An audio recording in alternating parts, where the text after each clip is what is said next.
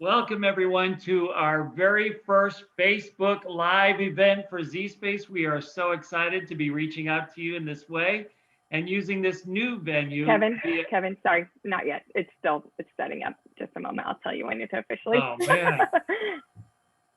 Good start though, Kevin. I was giving it everything I had. Oh, Michael. All right, let's kick it off. All right, well, welcome to our first Facebook Live event here in ZSpace in Texas. We are so excited to be here with you, and thank you for joining us today on ZSpace, ZSpace in Texas, Facebook Live. This is the end. We're coming to the end of CTE month. We've been posting a lot of great things that are happening with CTE in Texas and throughout the nation, throughout the world. For career and technology education. And I'm so happy to have with us today our CTE leaders for ZSpace, Michael Carbini and Nikki Lester. We also have Jody Attar, who's our Senior Customer Success Manager, and she's going to be tying everything up at the end of this session. So I'd like to kick it off with Michael, who's our Executive Director for CTE for ZSpace. And Michael, my first question is, why ZSpace for CTE in Texas? You got it. Thanks everybody for joining us today. First time, and I think it's appropriate that we do it in Texas first. Texas is bigger and better, and they do a great job. So we're excited. But it's a great question, Kevin. And you know, the whole point of this group is that you're sharing the why and why you want to use things. And I think we get caught up thinking about this is just an AR, VR, this is just ZSpace. What I wanted to really say is the real reason is the industry is telling us this is what you're supposed to be doing. So, you know, while ZSpace services 12 out of the 16 federal clusters, I had a few things I wanted to highlight for people to get a chance to see this, that it's not a ZSpace thing. This is the industry. This is the way the world is going. So I'm going to share my screen for a minute, and I want to show the group that joins us today a few slides that, you know, when we think about what's going on in the world, you can see fundamentally there are billions of dollars. So there's not too many industries that billions of dollars of things. We know that AR and VR was always popular in games. However, look at healthcare, engineering, and look at education. You know, and that just shows you how important the why is, that this is what's going on in the world today. This is how we learn. This is what digital natives want. The other thing that I think is really interesting as you go through it is the jobs. So here's a few job postings, you know, because it's not just about ZSpace. Look at here, one of the most popular who just came to Texas is Tesla. Tesla requires virtual and augmented reality for their engineers. So you have to ask yourself, if I'm a school district and I want a student to work for my very new employer, one of the most valued companies in the world, am I preparing them to work for them? And that's another great way. And again, when they pick ZSpace or pick somebody else, what I want everybody to understand is you need to be using AR and VR in your programs. Another example of another automotive, maybe it's not just the hybrid cars, but look at Toyota. Toyota is doing the same thing, and so it's not. And they started it, they're late to the game, not like Tesla, but 2019 is when this came out. So they've been hiring for 2 going on 3 years, looking for people with this skill set. Some of the other ones for the kids, you know, if you're in fashion, we think about Gucci. Would anybody ever think that Gucci is doing AR and VR? Well, now you can try on your shoes and different avenues to do that. There's 19 different ways you can use it, as they see here. So again, this isn't about ZSpace. These are real companies. And then last, because the first time I ever went into an IKEA was in Texas, so this one was important to me, was IKEA. This is one of the this is an international worldwide company. Other than very impressively packing things in boxes, they're using AR and VR and allowing their customers to engage with it. So we just covered a lot of industries: manufacturing, automotive, health, fashion. So if you're not integrating it, I think you're really cheating your students, because this is the way the industry and the world is going. Michael, I love that. And I love the Texas connections there. Toyota built a huge plant southwest of San Antonio. So a lot of jobs there in the San Antonio area. Tesla, of course, Austin, and then IKEA. We bought some of our first furniture at a huge IKEA in Houston when I lived there. So thank you for making those connections. And you're so right. I mean, this is the way of the world. And the more we expose our students to AR, VR, the better prepared they are for the workforce. So on that note, getting kids prepared as early as possible. So the recruitment side of career and technology education. So going down to elementary, I'm a former elementary principal teacher.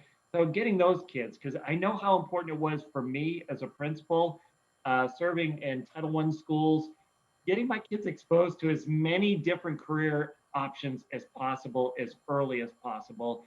So Nikki is a CTE specialist for the company, a former CTE director herself. Nikki, would you mind speaking to that just a little bit more, please?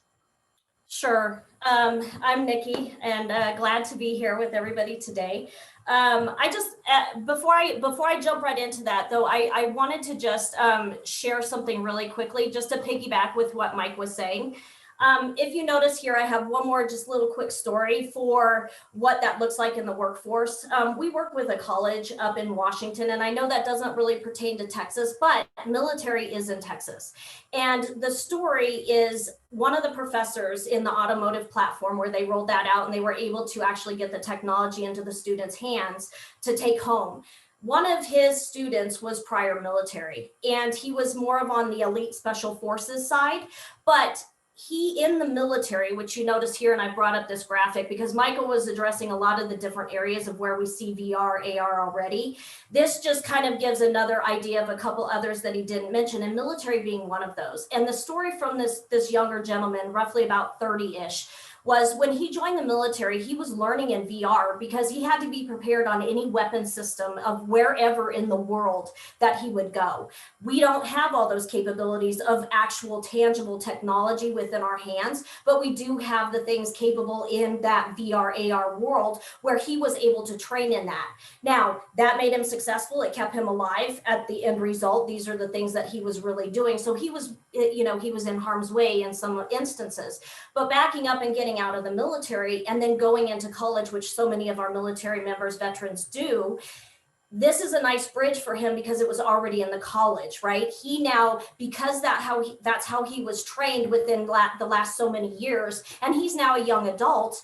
We're not even talking about kids. He is a young adult that's grown up in this type of capacity, and it just related so well to be able to train him in a completely different area on the automotive platform than coming from the military. Now, again, a little bit different. And what we're preparing kids today, even if they have ZSpace, they'll probably see a different technology by the time they get into industry because things change so rapidly. But I did want to point that out.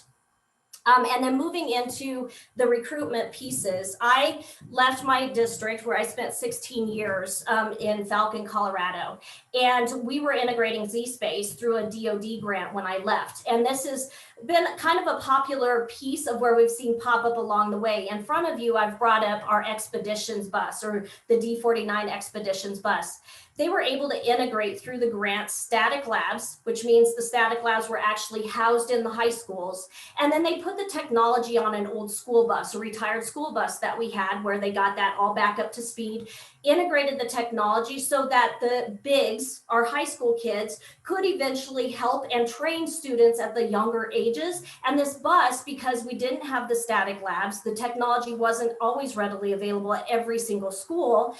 This made it more available so that everybody from the 8th grade all the way down to the kindergarten and pre-K could have these experiences either with teachers or with other students who were already privy and well-versed in the ZSpace arena to be able to help support some of those learning environments. And, just being able to expose them to a lot of the different pathways, we know that most of our kids, like so many of them, need the other resources that are not just academic. I have 3 different kids, one who's very academic, one who cannot sit behind a desk to save his life. And we learned that early on. But by being able to expose them to maybe some of these different hands-on capabilities, and we don't have tons of shops, we don't have tons of space, this is a great way to take all of those extra safety precautions, all of those things, and being able to give them an environment to at least be exposed to, because how do we know what they like to do and what they don't like to do unless they actually have some hands-on capabilities to be able to practice and try it out. So we're seeing some of these happen across different places across the country. Kevin would tell you that there's one that's popped up in Fort Worth. I know in another part of the country, the state has actually integrated one. So different entities along the way are grabbing this as a way to be able to, if you can't necessarily afford it all over the place, can you make it more mobile and use it as recruiting? Always before, you don't necessarily need a vehicle to be able to make that happen. We do have laptops and things like that, which make it very mobile, so that even the high schools or counselors on career days, things like that, they can take it to different places, set it up, and also let those students have those experiences as well. Go ahead, Kevin. No, I love that, and it makes me think of, we have a middle school in Keller, where I live outside of Fort Worth, and they've got the cart. And then the plan was to go ahead and just put that up a ramp onto a school district van and move that around too, so they could take the cart to various schools and, create that same experience in other places besides the campus where the mobile lab was initially housed. So anyway, lots of options, and we love thinking outside the box. In fact, Jody's going to talk about that a little bit more toward the end, how we work together to think outside the box with some of these solutions. So I was going to ask you too, before I go to the next question, another thought popped into my head about this, and that is, in your experiences in Texas, in some of the districts, Northeast, Fort Worth, other places, Cleveland, where you've been working, if you could just share a little bit about what your experiences have been with the districts in Texas that you've been working with. Michael, you want to take that first? Yeah, for me, I think early on, my first experience when the world fell apart was with Ben Peterson down in Northeast. I think that was a lot of fun because he really tried to shrink the world. And I think he was very aggressive, and he wanted his teachers to have the best resources that ultimately served his students in the best way. And I thought that was pretty awesome, that I felt he really stands out as somebody who went above and beyond. He got access to them, and that was a pretty neat experience because it was very early. And when we didn't know what was going on, we didn't know what we know now. But I thought Ben was he was really inspirational for me, and I really appreciate what he is doing and doing that. We've worked with a number of people. He stands out for me as somebody that's using it today. It's in action and going now. We've been doing a lot of planning with some others that I'm really excited about. I won't give away the secret, but that'll be coming soon. But I'm really excited to expand on a large scale. I am too. Thanks for sharing that. And I was thinking too, Jody, if you could piggyback a little bit on what Nikki was talking about in Fort Worth ISD, where they have 2 trailers now, and they're looking at possibly expanding that more. So would you mind sharing, because I know you've been working very closely with the gentleman who's leading that project. So mind sharing that with our CTE family? Yes, I don't mind at all. Excuse me. I am so grateful to be a part of this discussion, so thank you. Fort Worth ISD is doing some phenomenal work, and Tim is leading that mission. God bless, and Daphne as well. So I just really feel strongly that they feel the connection between what Nikki and Michael both just mentioned. It's not stationed internal. It's about reaching out to the community and the leadership that's there as well, the vision that he has for just making sure that the communities are involved and students are getting work done with ZSpace internally, but they're reaching out to support careers and actually going to businesses, and they're involved with that connection, that vertical alignment. And Kevin, you mentioned that early on. How do we get those folks involved? So we're working to do that as well, the early elementary folks, then all the way to career. And I get chills talking about it, and I could not ask for the folks on this call, Nikki and Michael's experience, their leadership, what they've done with ZSpace, not just in Texas, but across our nation, and their expertise they bring from all the work that we just talked about to actually bringing it to districts with funding, et cetera, as well. So phenomenal work there, but that's what Fort Worth ISD is doing specifically, and looking forward to more of that happening in the future. Well, thank you for sharing that. And, you know, Nikki referenced the bigs and the littles.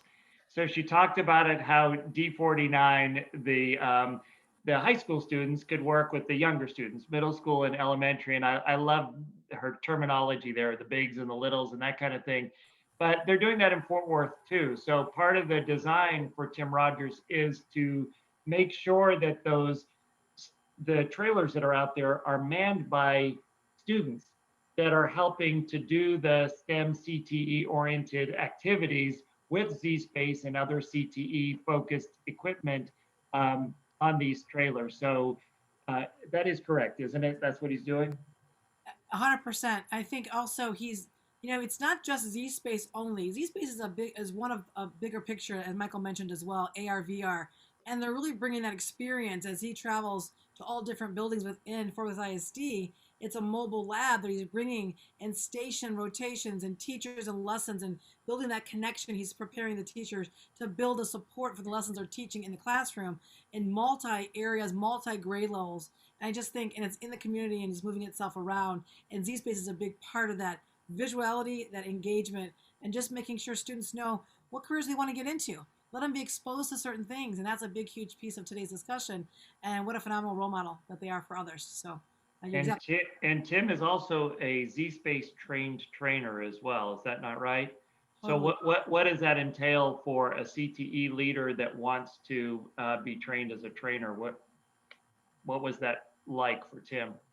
Yeah, amazing. So we host the training of trainers a couple times a year, and what we do is really bring the leadership, folks who are leading ZSpace as champions in districts and campuses, and bring them into a 3-day, well, it used to be 3-day on-site, and now we're doing virtual training trainers, where they become the expert leaders that they can train not only, by the way, other colleagues, and bring them that vision in, but also student leadership is becoming a big part of what Tim's doing, and also other Fort Worth initiatives, as well as other folks across Texas and other places. So I think that's a bigger piece to it, but learning and teaching the skills that were ingrained to give them all the tools and confidence they need to build teams within their districts to further that knowledge, and just give them internal capacity, and building that capacity internally to spread the knowledge of what ZSpace is, get folks comfortable and confident in using ZSpace, and then now how does it apply to standards and careers along the way, and getting students really knowing, in this virtual world, by the way, that we're doing this in, getting them to know what they want to do in life and expose them early on with ZSpace has been a powerful piece of what they're trying to do in real life as well. So it's very powerful. Still getting chills talking about it. They're doing great work. And it's such a great commitment for those people to invest so much time. Burleson has done the same. That training was hosted by Richardson ISD. Richardson is, stepping out further with career and technology ed and ZSpace. They're leading the way for the district with that. Speaking of that, I'm curious about, and I think the people out there that are participating in this live event, what is it that ZSpace offers for career and technology education in regards to solutions? So, Michael, what do we have to offer people?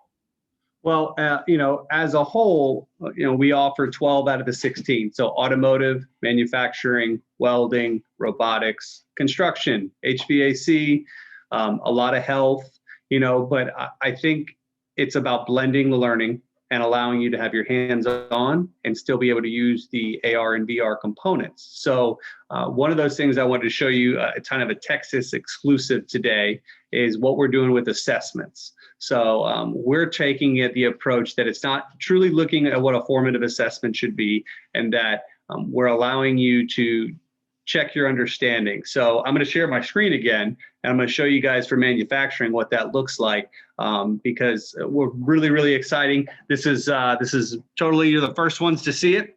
So, hey, Mike, Texans love an exclusive. So thank you for sharing that with us today.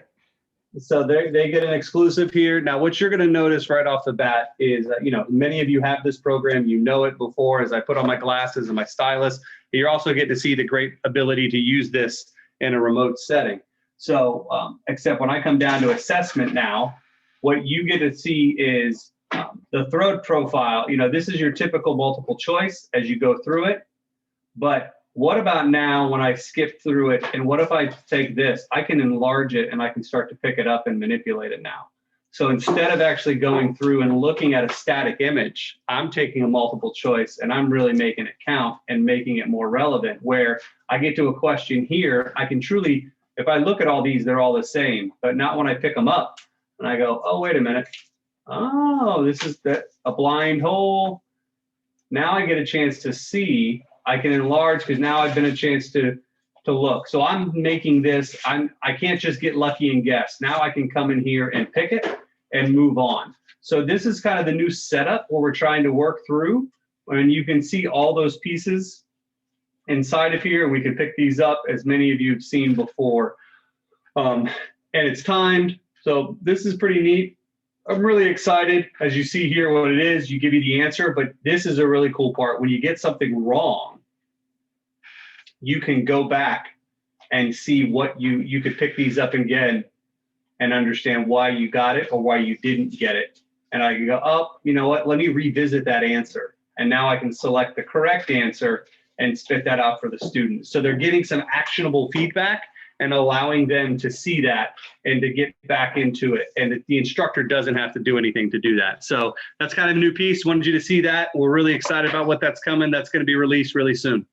Well, Michael, manufacturing is huge in Texas, and it just keeps getting huger and huger as more and more companies are coming our way. Of course, after last week's weather here in Texas, they might be second guessing that, but nonetheless, they're still headed this way. And so that is awesome. I love that. I love the hands-on. I love the visual of it. One of the things that we talked about with you all, our CTE team here at ZSpace, was the importance of those of us in the field, like myself, Jennifer, who is part of our team here in Texas, is being part of advisory councils, because that advisory boards, this is a big part of the career and technology education world. And so at your encouragement, I joined a board. And I had a meeting yesterday, actually. It went on for almost 2 hours last evening. And I didn't know what I was getting into, but I think it was really good that I was there, not only for me and all that I learned, but also for them to get the perspective of others that are in the business side of things, supporting education. But the reason that I wanted to mention yesterday's conversation is these were all CTE teachers that were on this, plus a school board member, another business community member. But in this pandemic context that we're all living in, one of the things that they said is classes like automotive, even health science, welding, so forth, that are very hands-on, even with the virtual solutions, they're not seeing a lot of challenges there with students like they are with some of the other courses, that they don't have this kind of resource to keep students highly engaged.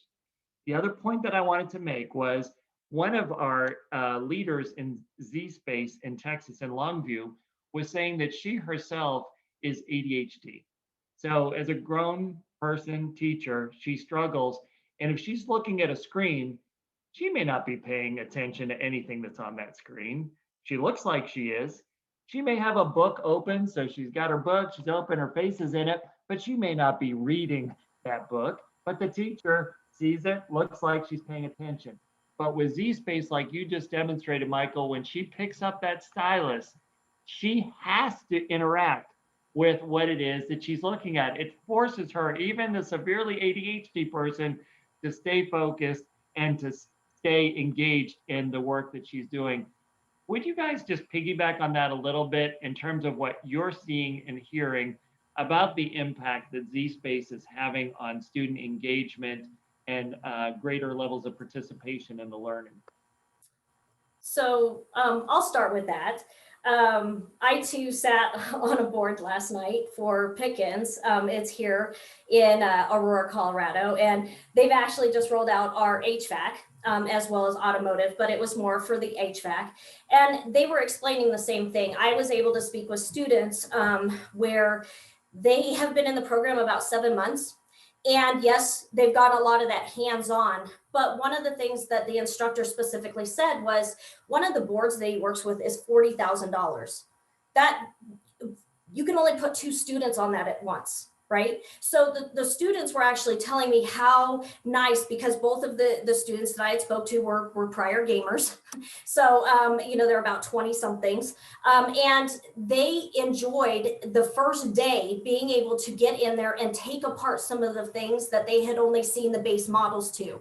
They were able to take what they had known from that board and replicate exactly what they known from that board, and working on it. It was already in the ZSpace space, and they were able to just get in there and work with it. So they felt as though this was a great tool right at the right time for them, based on where they were at in the program, and a great way to then go and accelerate the learning. The other piece with that is, I'll go back, I also had a conversation with Warren Takata, and he's one of the professors up at Renton College in Washington. And from his students, most of them are about 30 something ish going back. And he's the same one that has the military veteran that I had talked about before. But overall, he says that his median age group is about 30. So they grew up in that gaming era, like we've mentioned. But he says that they equate the ZSpace system to like Xbox on steroids. So they enjoy it. Now, they were actually able to roll out and allow students to take laptops home to work on during the pandemic, which was amazing. But he will assign work. Warren does. He assigns assignments. And when the students come back for the labs, he finds they've learned more than what he's assigned. Why? Because their engagement, just like Kevin was saying, and like Michael was showing you, being able to pick up and manipulate engages them in a way that they've grown up with and they've lived within these environments. So to them, it's just another piece, and they don't stop learning. And like I tell people, being in the classroom for 8 years and then being a director, that motivational, that self-motivational piece for any student, if you can get somebody, I call it the hook, if you can hook them, you've got them, and they will want to continue. It's that self-motivation of learning, and teachers love that because it makes their job so much easier. They are bringing to the table what you want them to, and it's not then trying to pull teeth. And that just, it speaks to, he didn't have those experiences before ZSpace. So direct correlation to exactly what you were mentioning, Kevin. Muted. Speaking of pulling teeth, we can actually pull teeth with ZSpace as well. And Nikki, you talk, I've watched you when you've done the demonstrations and you've done trainings and so forth, but you talk a lot about your own personal story. So I think it's great for you to share that with the group now, if you're comfortable with talking just a little bit about you as a learner and the impact that career and technology education had on you. Sure. So as my team knows that I grew up with a brother with cancer. So he was sick for 9 years. And from the time I was 7 till 17, we lived in this environment. So back then, as long as I went to class and I didn't cause any problems, I fell through the cracks. I didn't get in trouble, but I didn't learn anything, right?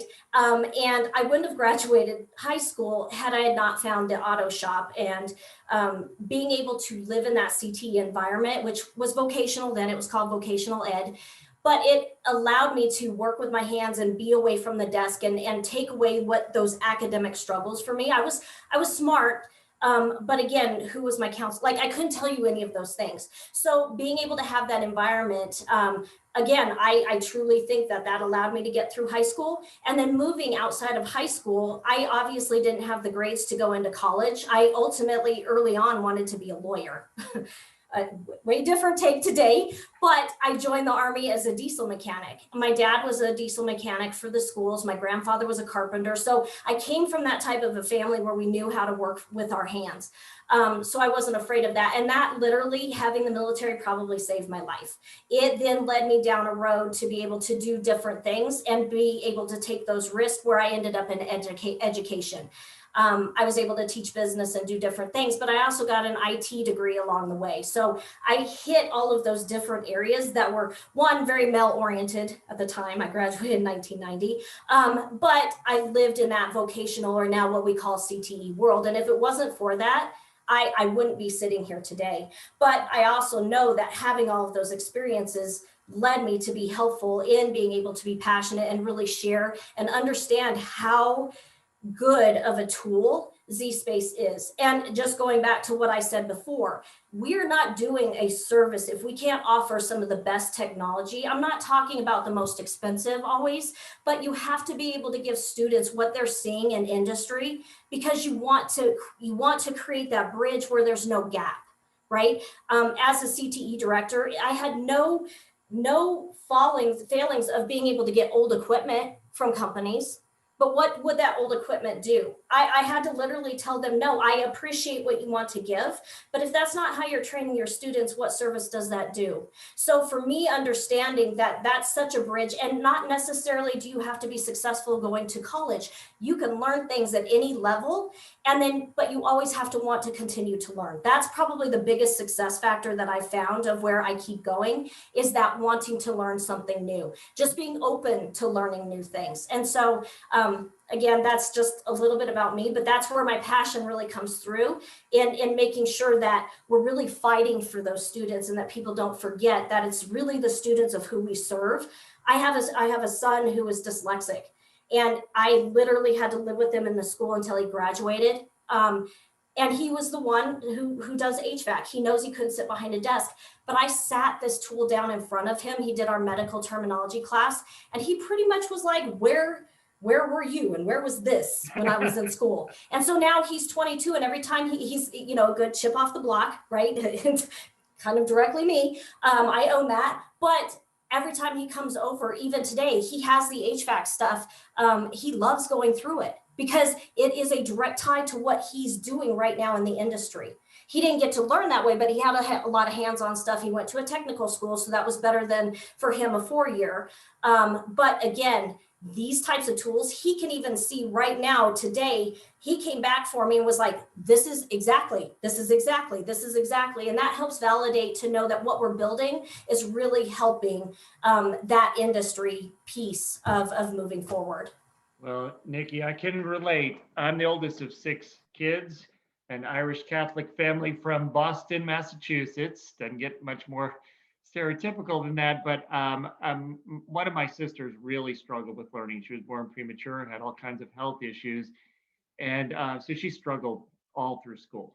And but we called it shop class where I grew up, and so she lived in shop class. And like yourself, she was one of the few girls in there, but she was there all the time. And very interestingly for her shop teacher decided later in life that he wanted to become a priest. So he went back, became a priest, and ended up marrying my sister and her husband, who went to that same high school. So anyway, and she does all of the handiwork in her house. So she can tile with the best of them and do carpentry work. So she's got it all down. But Nikki, thanks so much for sharing that. And that kind of segues a little bit into what I wanted to ask Michael to address also. We talked a lot about DICE.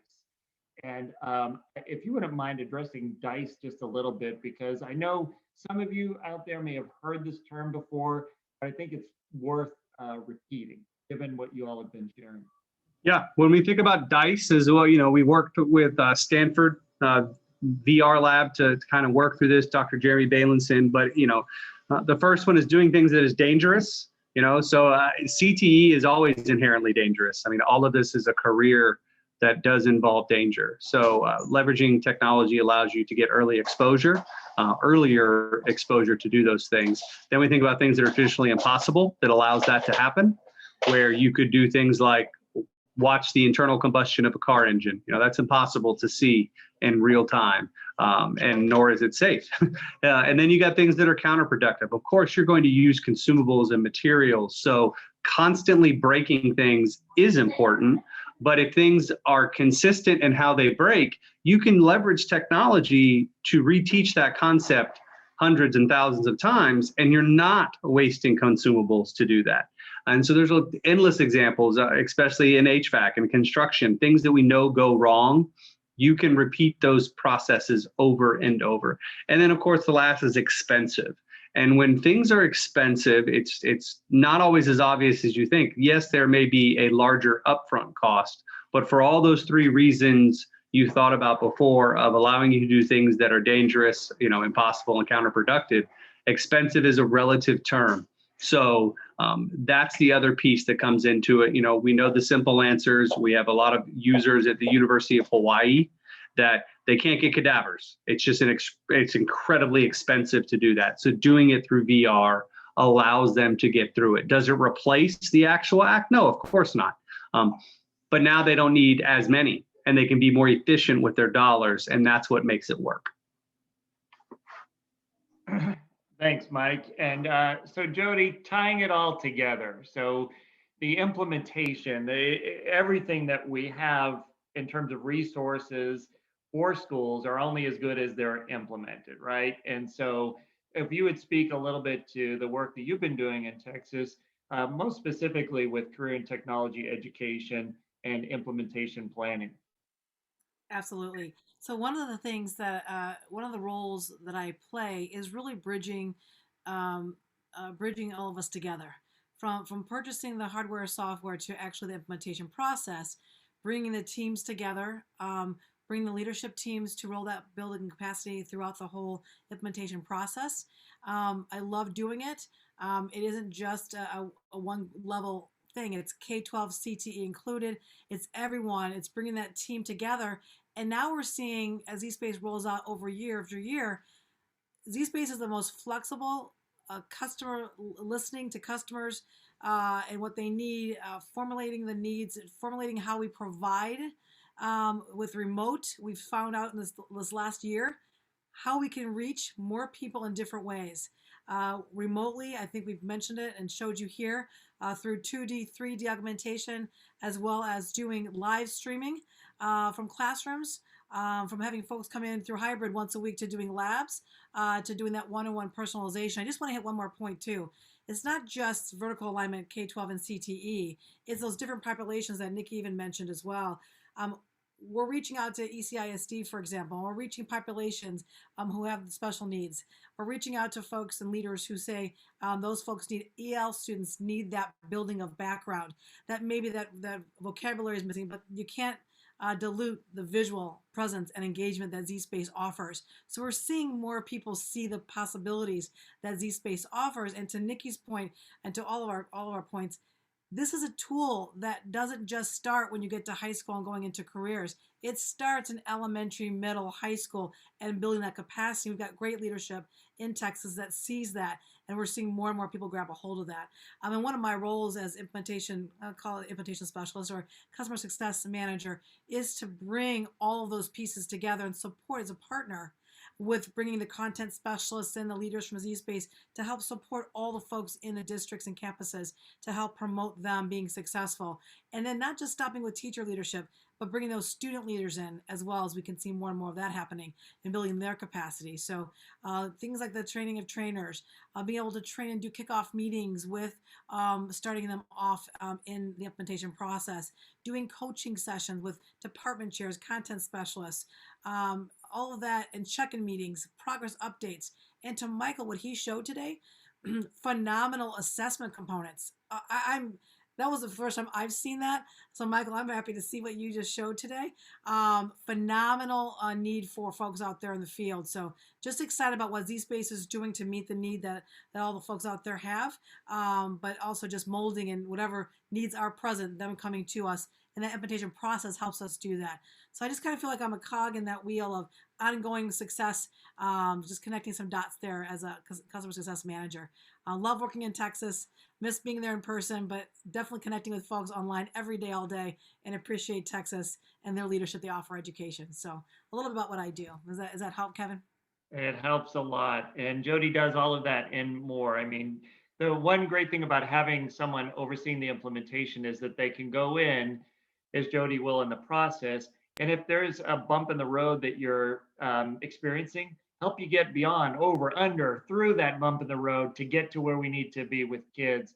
So we talked a lot, and our time is drawing nigh, but I just wanted to touch base real quickly on community colleges and technical colleges and schools, because we've talked K-12 from much of this live session that we've had. And so Michael, Nikki, Jody, just touching on some of the work that you've been doing in community colleges. Nikki, you talked a little bit about Renton College in Washington State. We're starting to see an uptick in interest in community colleges in Texas right now. So you guys want to speak to that just a little bit before we sign off for today? Yeah, I think the other one I'll mention that really stands out for me is Macomb, which is up in Indiana. They're very aggressive. And so I'm sorry, wait, Macomb, there's two. This one's in Michigan. There's a couple. They have multiple campuses. This is in Michigan. Again, you're starting to see the people who realize we've got to get back to a new normal, but we don't want to stop the progress that happened.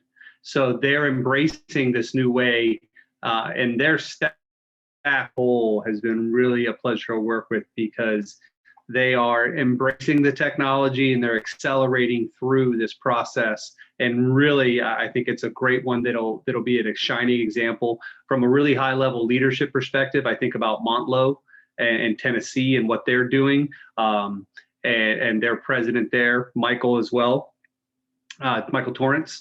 He is a great leader and an innovator, and about bringing the best and pushing his staff to be best. So I love what Montlow, it's another person you may want to take a look at. He's also a big proponent of ACTE and what's going on there. So those are two big examples that stand out for me. Thanks, Michael. I have to get myself off mute here. We're starting work with Angelina College here in Texas, in Lufkin in East Texas. Nikki helped do the initial presentation. I think 2 weeks later, they ordered devices and they had them, and they started in automotive, shifted to HVAC. They're now looking at expanding HVAC and now moving into health sciences. So it won't be too long before Angelina College is a college like the two that you mentioned, Michael, in Tennessee and Michigan/Indiana. So anything else on that? Nikki, any other thoughts on community colleges? We've had a few, like I said, here in Colorado that have taken off and been successful now with their rollouts. We've also got some starting in the California side of the house as well. We had a conference here, an RMATS conference. It was an automotive type of conference, so kind of this side over to the West Coast. And we've had lots of conversations about and with them. So now that's starting to take hold, especially on the automotive side. And so we're starting to see implementations there.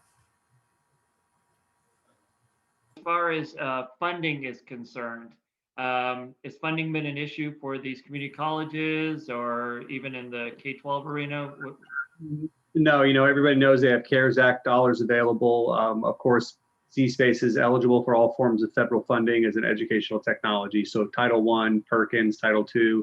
I just had a conversation with a community college where they were using Title V dollars. And this was a new one for me, but that was in Dodge City, Kansas, and they were doing it for their CTE programs there. That is awesome. Well, the possibilities are limitless, and hopefully what you take away from today is that we're a team. So you've gotten to meet our CTE team here for ZSpace, and they're ready, willing, and able to support our efforts here in Texas. So I want to thank you all, Michael, Nikki, Jody, for being part of our first Facebook Live event, and hopefully there'll be more to come. So thank you all for joining us. We appreciate you, and feel free to reach out to us through ZSpace in Texas. Take care. Bye-bye, y'all.